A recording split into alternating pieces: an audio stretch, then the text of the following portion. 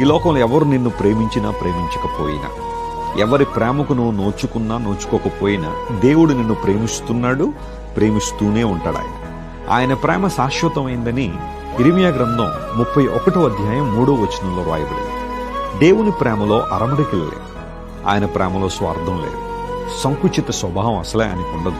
దేవుడు మనల్ని తన మహాప్రేమతో ప్రేమించి మనందరినీ కూడా పాప బానిసత్వం నుండి, అపరాధముల నుండి ప్రభువులను విడిపించి ఆయన చేతుల్లోంచి మనల్ని ఏ ఒక్కరు అపహరింపనేరరు. చూడుము, నా అరచేతుల నుంచి చెక్కుకున్నానని వాగ్దానం చేసిన దేవుడు మనల్ని భద్రం చేస్తున్నాడు. ఒకవేళ ఏదైనా భయం ఈరోజు నిన్ను వెంటాడుతుందా? కీడు జరుగుద్దేమో, ఎవరో ఏదో అన్నారు, ఎవరో ఏదో చేస్తున్నారని మరొకరి ద్వారా విన్నాను, ఏమన్నా అయిపోద్దేమో, నాకు ఏమన్నా జరిగిపోద్దేమో, మా పిల్లలకి ఏమన్నా అయిపోద్దేమో, వారి భవిష్యత్తు నాశనం అయిపోతాయేమోనన్న భయంతో ఒకవేళ ఈరోజు నువ్వు ఉంటే దేవునితో మాట్లాడుతున్నాడు. క్రీస్తు ప్రభువులో నువ్వు భద్రం చేయబడ్డావు గనుక నువ్వు ఆయన స్తుతించాలి, ఆయన గణపరచాలి. Download ShareChat.